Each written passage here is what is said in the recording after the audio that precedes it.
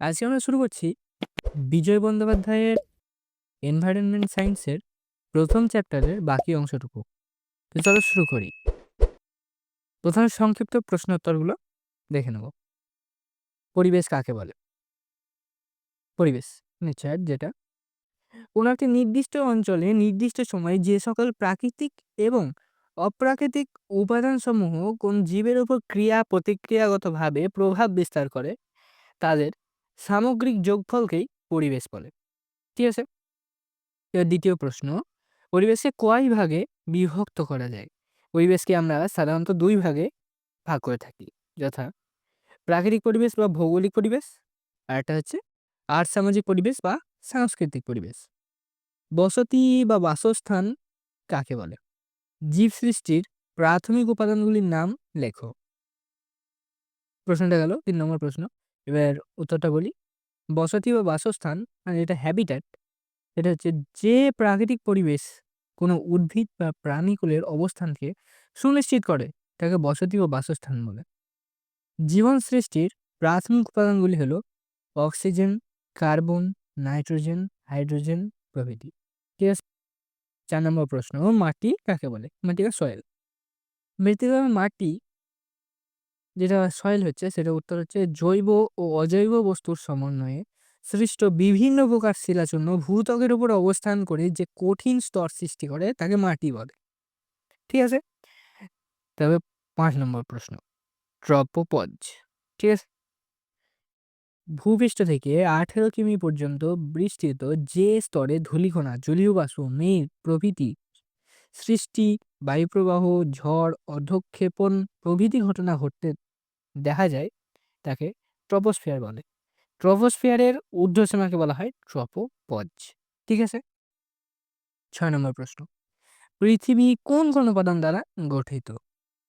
তাহলে পৃথিবী মূলত ৪টি উপাদান দ্বারা গঠিত: বায়ুমণ্ডল, হাইড্রোস্ফিয়ার, শিলামণ্ডল, লিথোস্ফিয়ার, বায়ুমণ্ডল, অ্যাটমসফিয়ার, আর এটা হচ্ছে জীবমণ্ডল, বায়োস্ফিয়ার।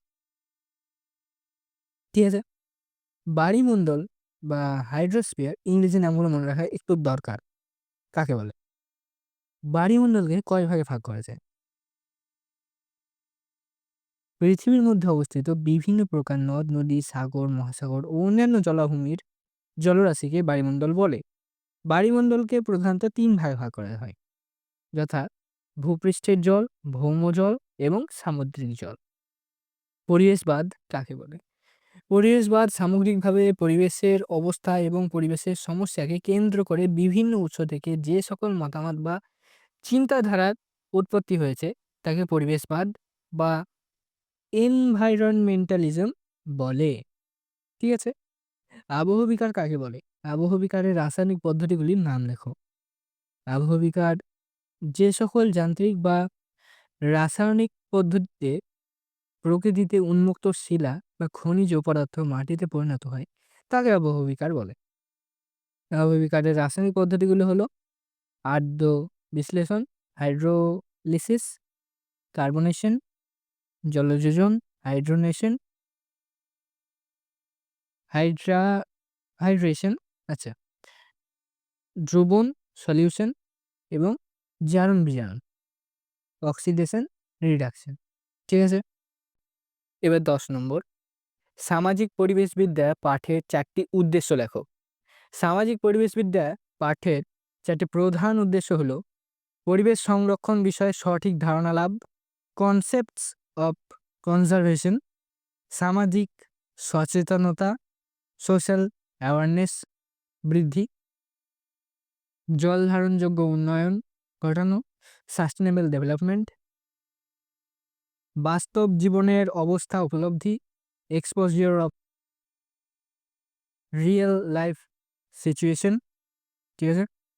এবার যদি আমরা পরের প্রশ্নে আগাই তাহলে আমরা দেখতে পাচ্ছি সীমা কি? সীমা একটি গুরুত্বপূর্ণ প্রশ্ন। ভূত্বকের নিচে ব্যাসল্ট জাতীয় যে শিলা বর্তমান তাতে প্রধানত সিলিকন এবং ম্যাগনেসিয়াম, সীমা সিলিকন এবং ম্যাগনেসিয়াম অবস্থান করে। সিলিকন এবং ম্যাগনেসিয়াম দ্বারা গঠিত ব্যাসল্ট জাতীয় এই শিলাকে সীমা বলে। সমুদ্রের তলদেশ সাধারণত এই ধরনের শিলা দ্বারা গঠিত হয়। ঠিক আছে? ১২ শিয়াল। শিয়াল সিলিকন এবং অ্যালুমিনিয়াম এর আধিক্য নিয়ে ভূত্বক গঠিত, একে শিয়াল বলে। অশ্বজীব মণ্ডল বা শিলাজীব মণ্ডল বলতে কি বোঝো? শিলাজীব মণ্ডল ভূত্বকের কয়েক মিটার নিচ থেকে ভূপৃষ্ঠের কয়েক হাজার মিটার উচ্চতা বিশিষ্ট পার্বত্য অঞ্চলে বসবাসকারী জীব সমন্বিত এলাকায় শিলাজীব মণ্ডল। হুম বায়োজীব মণ্ডল কাকে বলে বা বায়োটা কি? ভূত্বক থেকে শুরু করে বায়ুমণ্ডলের 25 থেকে 30 কিলোমিটার উচ্চতা পর্যন্ত অঞ্চলটিতে যে সকল জীব প্রজাতি বসবাস করে তাকে বায়ুজীব মণ্ডল বলে। ঠিক আছে? আর বায়োটাটা একটি নির্দিষ্ট অঞ্চলের উদ্ভিদ ও প্রাণী প্রজাতি সমূহকে নিয়ে বিশেষ বাস্তুতান্ত্রিক সত্তা গড়ে ওঠে, তাকে বায়োটা বলে। 15 কৃত্রিম বৃষ্টি বা আর্টিফিশিয়াল রেন কি? এরোপ্লেন থেকে শুষ্ক বরফ, কঠিন কার্বন ডাইঅক্সাইড, সিলভার আয়োডাইড এবং আগ্নেয়গিরির ছাই ছড়ানো হলে ওই অঞ্চলের বাতাসের জলকণা প্রথমে ঘনীভূত হয়ে যে বৃষ্টিপাত ঘটায় তাকে কৃত্রিম বৃষ্টি বলে। ঠিক আছে? 16 নম্বর প্রাকৃতিক পরিবেশের 3টি উপাদানের নাম লেখো। প্রাকৃতিক পরিবেশের 3টি উপাদান হলো শিলামণ্ডল, বায়ুমণ্ডল এবং বায়ুমণ্ডল। পৃথিবীর প্রধান তাপমণ্ডলগুলির নাম লেখো। সূর্য তাপের তারতম্য এবং সৌর দিবসের হিসেব অনুযায়ী সমগ্র পৃথিবীকে 5টি তাপমণ্ডলে বিভক্ত করা হয়, যথা উষ্ণমণ্ডল, উত্তর নাতিশীতোষ্ণ মণ্ডল, দক্ষিণ নাতিশীতোষ্ণ মণ্ডল, উত্তর হিমমণ্ডল, দক্ষিণ হিমমণ্ডল। ঠিক আছে? পাশে ছবিটি থাকলে তোমরা দেখে নিও।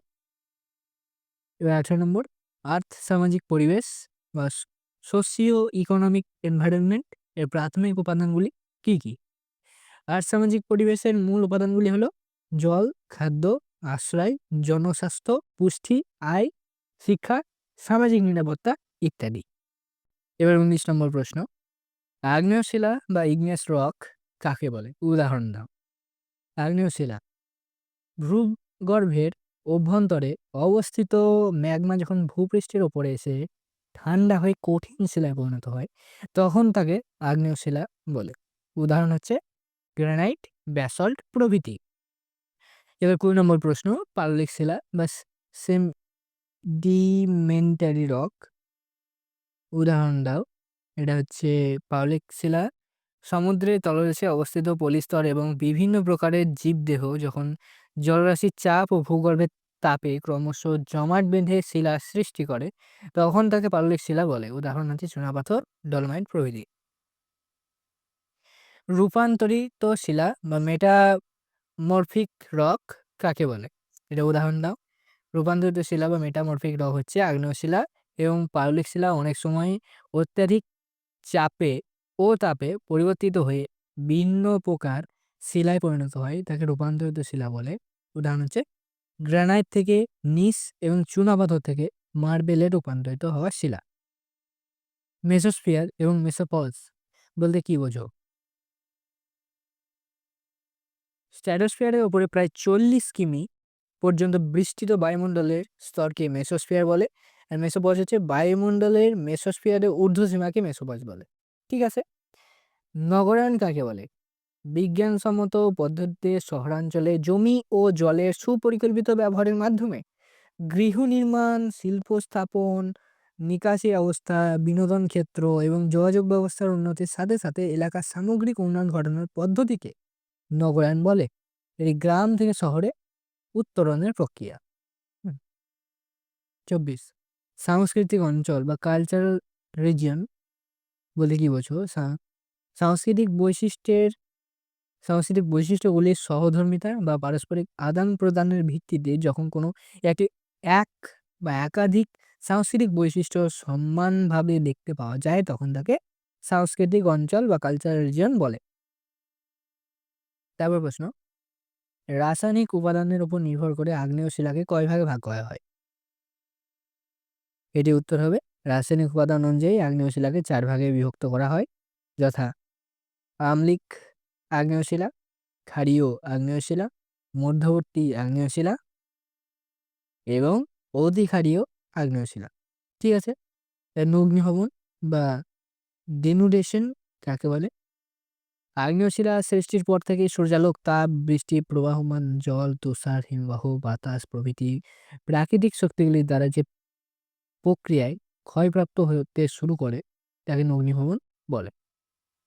এটি আবহবিকার পুঞ্জিত ক্ষয় এবং ক্ষয়ীভবনের সম্মিলিত প্রক্রিয়া। পৃথিবীকে কয়টি চাপ বলয়ে বিভক্ত করা হয় ও কি কি?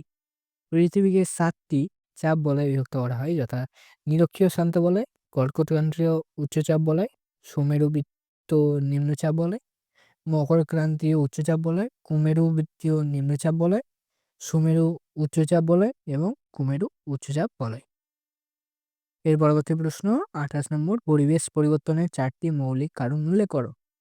পরিবেশ পরিবর্তনের মৌলিক কারণ: মারাত্মক জনবিস্ফোরণের জন্য কৃষি ও বাসস্থানের প্রয়োজনে অরণ্য ধ্বংস, বায়ুদূষক অত্যাধিক মাত্রায় বায়ুমণ্ডলে মেশার ফলে ওজোন স্তর বিনষ্ট হচ্ছে, ফলে ঘটছে বিশ্ব উষ্ণায়ন, খনিজ পদার্থ উত্তোলনের ফলে ভূত্বক ক্ষতিগ্রস্ত হচ্ছে, কৃষিকার্যে ভৌমজল ব্যবহার করার ফলে জল সংকট বাড়ছে। নাগরিক চেতনা বা সিভিক সেন্স কাকে বলে? নাগরিক চেতনা হচ্ছে সমাজবদ্ধ জীব হিসাবে মানুষের সামাজিক কর্তব্য এবং দায়বদ্ধতা পালন করাকেই নাগরিক চেতনা বলে। এই চেতনা দ্বারা মানুষ নিজের জীবকে সুস্থ রাখে এবং অপরের জীবনের অসুস্থতার কারণ হয়ে দাঁড়ায় না। এবার হচ্ছে ব্যাসল্ট কি? পরবর্তী প্রশ্ন, ভূগর্ভের ম্যাগমা ভূপৃষ্ঠের লাভারূপে দ্রুত জমাট বেঁধে যে শিলা সৃষ্টি করে তাকে ব্যাসল্ট বলে। অলিভিন, লোহা, পাইরোক্সিন প্রভৃতি খনিজ নিয়ে এই শিলা গঠিত হয়, দ্রুত জমাটবদ্ধ হয় বলে এর দানাগুলি সূক্ষ্ম হয়। আগ্নেয় শিলার 4টি বৈশিষ্ট্য লেখো। আগ্নেয় শিলার 4টি বৈশিষ্ট্য হলো নিম্নরূপ। প্রথম হচ্ছে আগ্নেয় শিলা স্বচ্ছ ও স্ফটিকাকার হয়, প্রথমটা হলো। দ্বিতীয়টি হচ্ছে এই শিলাতে কোনো স্তর এবং জীবাশ্ম লক্ষ্য করা যায় না। খুব শক্ত ও ভারী হওয়ায় এই শিলার ক্ষয় কম। আগ্নেয় শিলার উপাদানগুলি ঘন সন্নিবিষ্ট থাকে। তারপর প্রশ্নটি আমরা দেখি, উৎপত্তি ও গঠন অনুসারে পাললিক শিলাকে কয় ভাগে ভাগ করা হয়? উৎপত্তি ও গঠন অনুসারে পাললিক শিলার শ্রেণীবিভাগ। প্রথম বিভাগ, তার উদাহরণ: এর মধ্যে যান্ত্রিক উপায়ে গঠিত পাললিক শিলার উদাহরণ হচ্ছে বেলে পাথর, কংগ্লোমারেট। রাসায়নিক উপায়ে গঠিত পাললিক শিলার উদাহরণ জিপসাম, ডলোমাইট। জৈব পদার্থের দ্বারা গঠিত পাললিক শিলা হচ্ছে চুনাপাথর। এটা হচ্ছে পাললিক শিলার বৈশিষ্ট্যগুলি লেখো। পাললিক শিলার বিভিন্ন বৈশিষ্ট্য আছে, সেগুলি হচ্ছে পাললিক শিলাতে একাধিক স্তর দেখা যায়, পাললিক শিলা কোমল ও হালকা বলে সহজে ক্ষয়প্রাপ্ত হয়, পাললিক শিলা কখনোই স্বচ্ছ বা স্ফটিকাকার হয় না, এই ধরনের শিলার ছিদ্র লক্ষ্য করা যায়। ঠিক আছে? তারপর পরবর্তী প্রশ্ন, রূপান্তরিত শিলার বৈশিষ্ট্যগুলি লেখো। রূপান্তরিত শিলার বিভিন্ন বৈশিষ্ট্য আছে, সেগুলি হলো এই শিলা অত্যন্ত কঠিন ও স্বচ্ছ হয়, খনিজগুলি ঘন ও সন্নিবিষ্ট অবস্থায় থাকে, বিভিন্ন ধরনের খনিজগুলি এক প্রান্তে অবস্থান করে। ঠিক আছে? শিলার গুরুত্বগুলি লেখো। ভূত্বকের শিলার ওপর প্রকৃতির জমির উর্বরতা, ঘরবাড়ি তৈরি, রাস্তা তৈরি, মানুষের উপজীবিকা ও অর্থনৈতিক জীবন অনেকাংশে নির্ভরশীল। পাহাড়ি শিলা স্তরে কয়লা, খনিজ তেল ও প্রাকৃতিক গ্যাস পাওয়া যায়। আগ্নেয় শিলার মূল্যবান ধাতু পাওয়া যায়। বর্তমান বিশ্ব পরিবেশ সংকটের প্রধান বিষয়গুলি কি কি? বর্তমান বিশ্ব সংকটের প্রধান বিষয়গুলি হলো গ্রিন হাউস এফেক্ট ও বিশ্ব উষ্ণায়ন, জলবায়ু পরিবর্তন, ওজোন গহ্বরের সৃষ্টি, বায়ু দূষণ ও অ্যাসিড বৃষ্টি, জীববৈচিত্র্যের সংকট। 37 নম্বর প্রশ্ন, উষ্ণতা স্বাভাবিক হ্রাসের হার, নর্মাল ল্যাপস রেট বলতে কি বোঝো?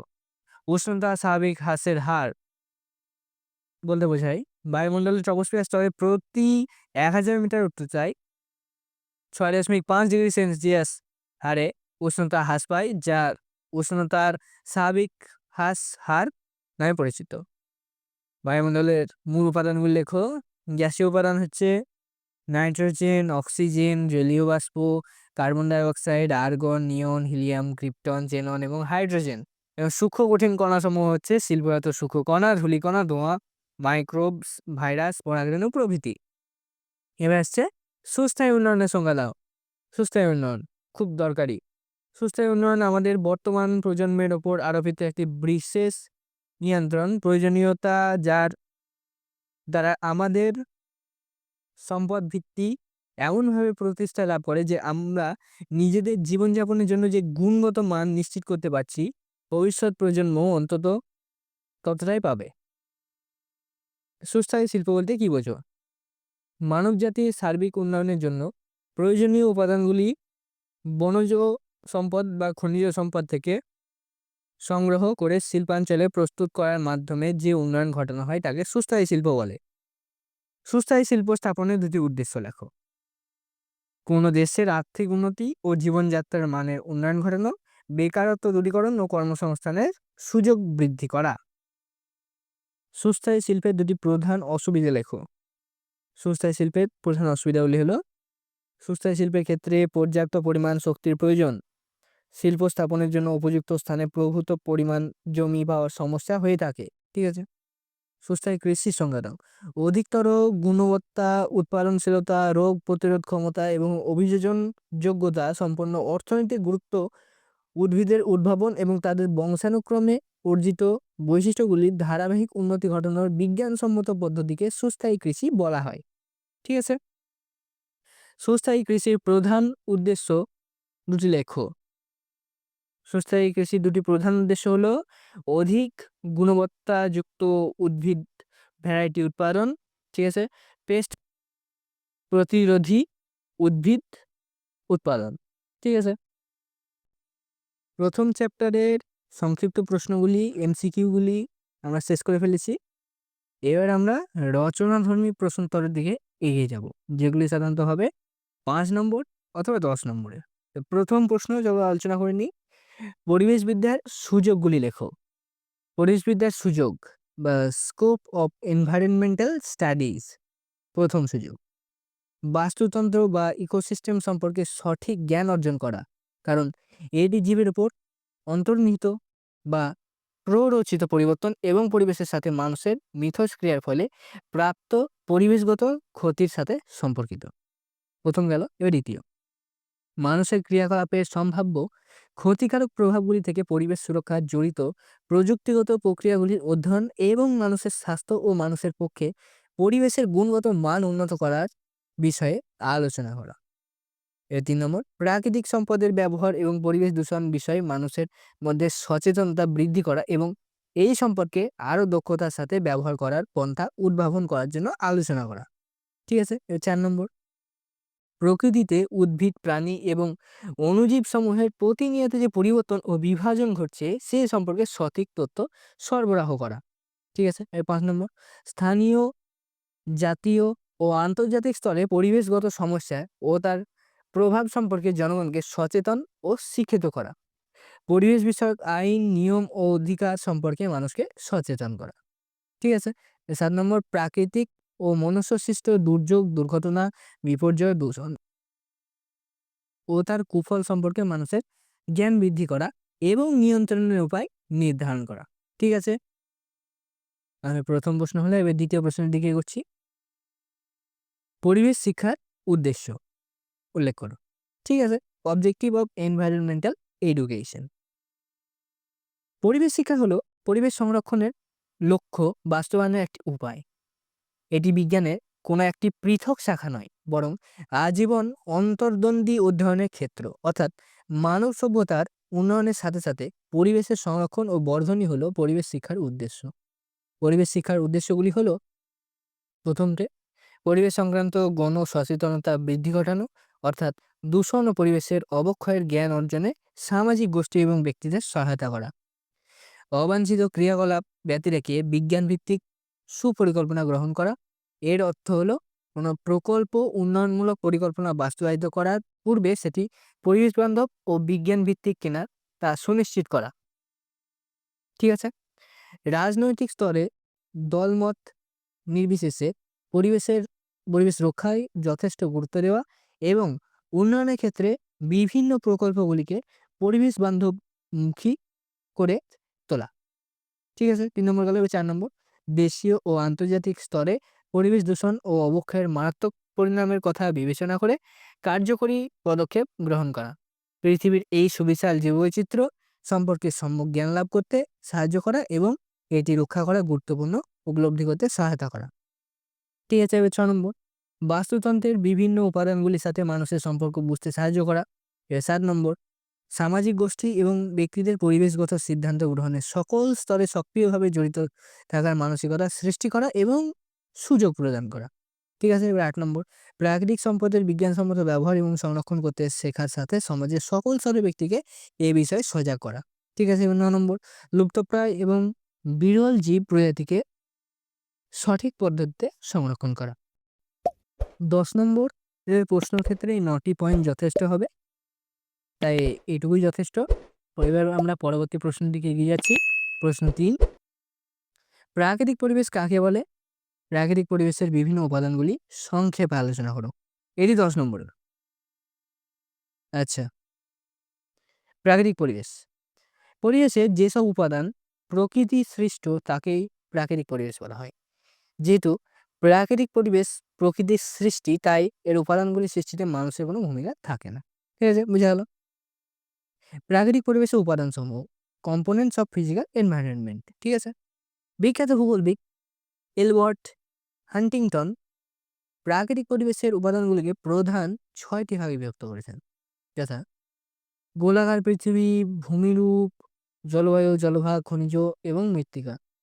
নিচে উপরোক্ত ৬টি প্রাকৃতিক পরিবেশ সৃষ্টিকারী উপাদান সমূহের সংক্ষিপ্ত বর্ণনা দেওয়া হলো। চলো এবার এগুলো আলোচনা করে নিই। প্রথমে হচ্ছে গোলাকার পৃথিবী। পৃথিবীর আকৃতি গোলাকারের জন্য সূর্যরশ্মির পতন কোণের পার্থক্য হয়। এই কারণে পৃথিবীর নিরক্ষীয় অঞ্চল অর্থাৎ উভয় গোলার্ধে 0 ডিগ্রি থেকে 30 ডিগ্রি অক্ষাংশের জলবায়ু উষ্ণ প্রকৃতির, 30 ডিগ্রি থেকে 60 ডিগ্রি অক্ষাংশের জলবায়ু নাতিশীতোষ্ণ এবং 60 ডিগ্রি থেকে 90 ডিগ্রি অক্ষাংশের জলবায়ু শীতল প্রকৃতির হয়েছে। সেই অনুপাতে মানুষের অর্থনৈতিক ও সাংস্কৃতিক পরিবেশও আলাদা আলাদা। পরিবেশগত পার্থক্যের জন্য নিরক্ষীয় অঞ্চলের স্বাভাবিক উদ্ভিদ মানুষের জীবনযাত্রা প্রণালীর সঙ্গে তুন্দ্রা অঞ্চলে বিস্তর পার্থক্য রয়েছে। এই ভূমিরূপের প্রধান বৈশিষ্ট্যগুলি ৩টি, যথা সমভূমি, মালভূমি এবং পার্বত্যভূমি। মানুষের প্রগতি প্রত্যক্ষভাবে ভূমিরূপের উপর নির্ভরশীল। ভূমিরূপের পার্থক্যের জন্য মানুষের খাদ্যাভ্যাস, ঘরবাড়ি, পোশাক পরিচ্ছদ প্রভৃতির পার্থক্য হয়ে থাকে। সমভূমি অঞ্চলে কৃষি, শিল্প এবং যোগাযোগ ব্যবস্থা উন্নত হওয়ার ফলে এই অঞ্চলের মানুষের জীবনযাত্রার মান উন্নত হয়। অপরদিকে পার্বত্য এলাকা এবং মালভূমি অঞ্চল কৃষি ও যোগাযোগ ব্যবস্থায় অনুন্নত হওয়ার ফলে মানুষের জীবনযাত্রার প্রণালী অনুন্নত। জলবায়ু জলবায়ুর বিভিন্নতা অনুযায়ী মানুষের খাদ্য, পোশাক পরিচ্ছদ, ঘরবাড়ি, কর্মদক্ষতা, বৌদ্ধিক বিকাশ সবকিছু নির্ভরশীল।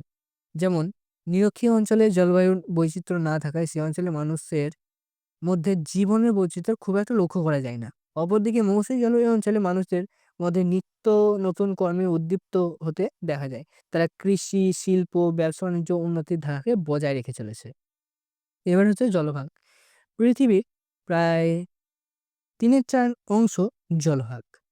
মহাসাগর, সাগর, হ্রদ, নদ-নদী ইত্যাদির মধ্যে তা বন্টিত। সুপ্রাচীনকাল থেকেই জলভাগ মানুষের জীবনে প্রভাব ফেলে আসছে। প্রাগৈতিহাসিক সভ্যতাগুলি নদীর তীরেই গড়ে উঠেছিল। আধুনিক সভ্যতার বিকাশ জলকে কেন্দ্র করে গড়ে উঠেছিল।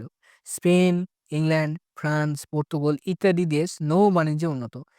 উত্তর আমেরিকার অর্থনৈতিক সমৃদ্ধির কারণ হলো জল। এবার খনিজ সম্পদ। খনিজ সম্পদ মানুষের জীবনযাত্রা প্রণালীকে নিয়ন্ত্রিত করে। এটি আধুনিক সভ্যতার একটি গুরুত্বপূর্ণ উপাদান। যেমন ভারতের ঝাড়খণ্ড রাজ্যে অবস্থিত পূর্বের সাকচি এখন খনিজ সম্পদকে কেন্দ্র করে বিখ্যাত জামশেদপুরে পরিণত হয়েছে। এখানেই গড়ে উঠেছে ভারতের বৃহত্তম বেসরকারি লৌহ ইস্পাত শিল্পকেন্দ্র। এই শিল্পকেন্দ্রকেই ঘিরে গড়ে উঠেছে জনবসতি। এবার আসছে মৃত্তিকা। পৃথিবীর বিভিন্ন অঞ্চলের মৃত্তিকার উপর নির্ভর করে মানুষের জীবনযাত্রার মান উন্নত বা অনুন্নত হয়েছে। যেমন গাঙ্গেয় সমভূমির উর্বর মৃত্তিকার বসবাসকারী মানুষদের জীবনযাত্রার মানের তুলনায় ছোটনাগপুর মালভূমির অনুর্বর মৃত্তিকার মানুষদের জীবনযাত্রার মান অনুন্নত। উপরোক্ত এই ৬টি প্রাকৃতিক উপাদান পরস্পরের দ্বারা প্রভাবিত বলে মানব সমাজে নানা প্রকার পরিবেশ গড়ে উঠেছে। এগুলি ছাড়াও প্রাকৃতিক পরিবেশ গঠনে স্বাভাবিক উদ্ভিদ ও জীবজন্তুর ভূমিকাকে অস্বীকার করা যায় না। প্রাকৃতিক পরিবেশের উপর নির্ভর করে মানুষ তার সাংস্কৃতিক পরিবেশকে গড়ে তোলে। এবার ৪ নম্বর প্রশ্ন, সাংস্কৃতিক পরিবেশ কাকে বলে? সাংস্কৃতিক পরিবেশ কোন কোন বিষয়গুলোর উপর নির্ভর করে গড়ে উঠেছে? এই সকল বিষয়ের বর্ণনা দাও। ঠিক আছে। সাংস্কৃতিক পরিবেশ বা কালচারাল এনভায়রনমেন্ট মনুষ্যসৃষ্ট জ্ঞান, বিজ্ঞান চেতনা, রাজনৈতিক ব্যবস্থা ও সামাজিক সংগঠনের যেগুলির সাহায্যে মানুষ তার অর্থনৈতিক ও সামাজিক জীবনকে সমৃদ্ধিশালী করে তোলে তাকে সাংস্কৃতিক পরিবেশ বলে। সাংস্কৃতিক পরিবেশের বিষয়সমূহ, যে সকল সাংস্কৃতিক পরিবেশ মানুষের উন্নততর জীবনচর্চার ওপর প্রভাব বিস্তার করে সেগুলি হলো জনসংখ্যার ঘনত্ব, যোগাযোগ ব্যবস্থা, মানুষের প্রচেষ্টা, সাফল্য, বিচ্ছিন্নতার পরিমাণ, কর্মশক্তির পরিমাণ, সম্পদ। ঠিক আছে। সাংস্কৃতিক পরিবেশের বিষয়সমূহের সংক্ষিপ্ত বর্ণনা। জনসংখ্যা ঘনত্ব আছে। জনসংখ্যার আধিক্য আমাদের কাছে কাম্য না হলেও যে সকল স্থানে অধিক সংখ্যক মানুষ বসবাস করে সে অঞ্চলের সাংস্কৃতিক বিষয় তত উন্নত। হুম।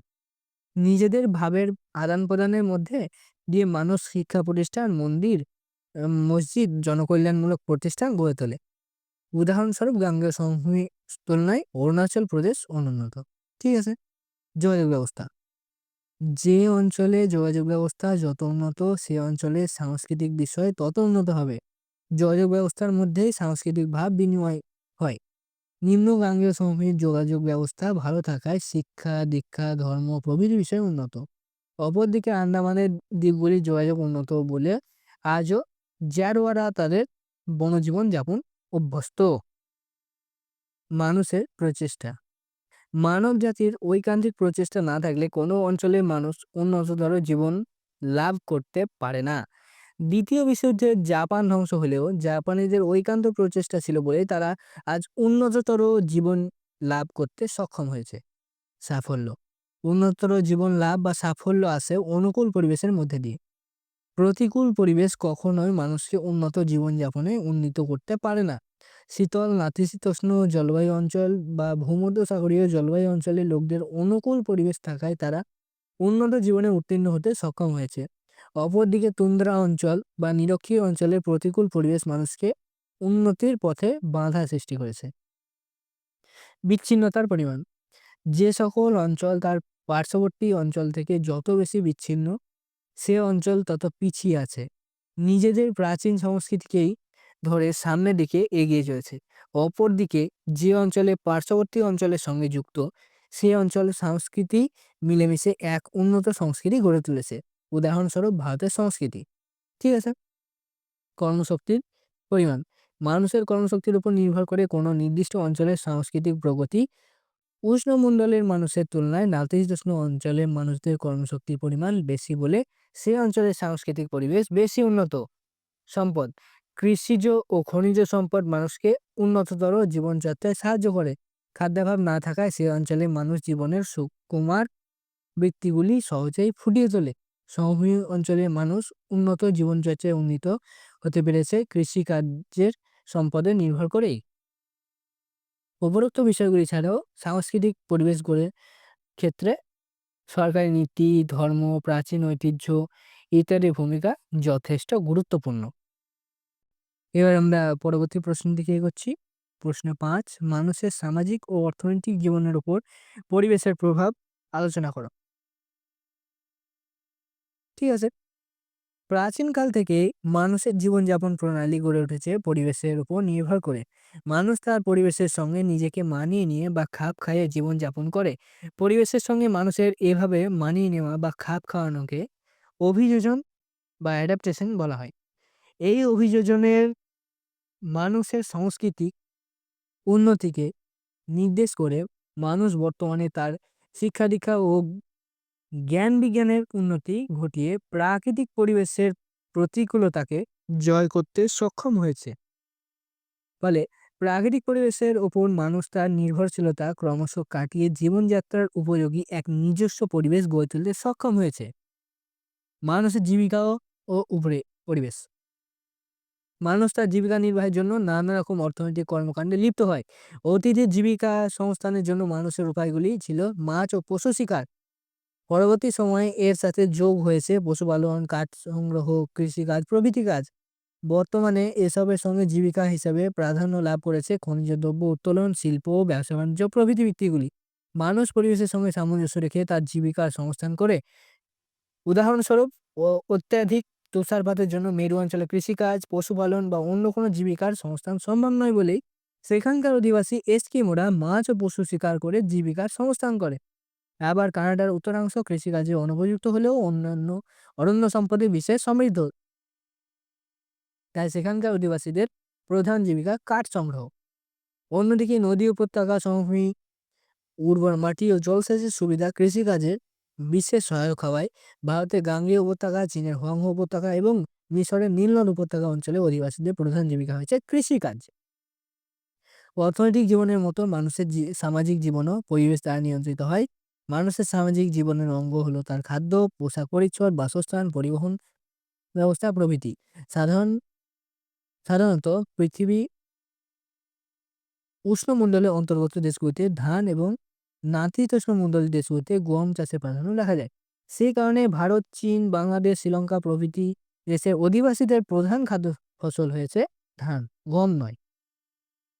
আবার আমেরিকা যুক্তরাষ্ট্র, কানাডা, ব্রিটিশ যুক্তরাজ্য, অস্ট্রেলিয়া প্রভৃতি দেশের অধিবাসীদের প্রধান খাদ্য শস্য গম, ধান নয়। একইভাবে তুন্দ্রা অঞ্চলে কোনো রকম খাদ্যশস্য উৎপাদন করা সম্ভব নয় বলে সেখানকার অধিবাসীরা মাছ ও প্রাণী শিকার করে জীবিকা নির্বাহ করে। মানুষের পোশাক পরিচ্ছদেও যে বৈচিত্র্য লক্ষ্য করা যায় তার মূলে আছে পরিবেশের অবদান। মানুষের বাসস্থান তৈরিতেও রয়েছে পরিবেশের সুস্পষ্ট প্রভাব। মেরু অঞ্চলে অধিবাসী এস্কিমোরা শীতকালে বাস করে ইগলু নামে এক রকমের বরফের তৈরি গম্বুজাকৃতির ঘরে। আবার মরু অঞ্চলে অধিবাসীরা বালির ঝড় থেকে রক্ষা পেতে ঝোনপা নামে নিচু দেওয়ালযুক্ত ঢালু চালান বিশিষ্ট ঘরে বাস করে। একইভাবে বেশি বৃষ্টিপাতযুক্ত অঞ্চলে ঘরের চালা ঢালু হয়ে থাকে। আরামদায়ক হয় বলে শীতপ্রধান দেশে কাঠের তৈরি বাড়ি যেমন বেশি দেখা যায়, তেমনি ভূমিকম্প প্রধান অঞ্চলে কাঠ ও বাঁশের তৈরি বাড়ি বেশি দেখা যায়। ঠিক আছে। খাদ্য, পোশাক পরিচ্ছদ, বাসস্থানের মতো মানুষের পরিবহন ব্যবস্থাতেও রয়েছে পরিবেশের প্রভাব। যেমন মরু অঞ্চলে বালির ওপর দিয়ে সড়ক ও রেলপথ গড়ে তোলা অসুবিধাজনক হওয়ায় উঁটি সেখানকার পরিবহনের একমাত্র উপায়। আবার মেরু অঞ্চলে ভূমি বরফাবৃত থাকে বলে সেখানে ব্যবহৃত করা হয় বলদা হরিণ ও কুকুরের টানা স্লেজ গাড়ি। দেশের অভ্যন্তরে বড় বড় হ্রদ থাকায় আমেরিকা যুক্তরাষ্ট্রের অভ্যন্তরীণ জলপথে পরিবহন যথেষ্ট উন্নত ঘটেছে। একইভাবে ভারতের গাঙ্গেয় সমভূমিতে উন্নতি লাভ করেছে রেলপথ ও সড়কপথ পরিবহন ব্যবস্থা। সুতরাং উপরোক্ত আলোচনা থেকে দেখা যাচ্ছে যে মানুষের সামগ্রিক জীবনযাত্রা প্রণালী গড়ে উঠেছে সেখানকার পরিবেশ অনুসারেই। মানুষের সামাজিক ও অর্থনৈতিক জীবনে রয়েছে প্রাকৃতিক ও সাংস্কৃতিক দুরকম পরিবেশেরই সম্মিলিত প্রভাব। প্রশ্নটা এখানে শেষ হয়ে গেল।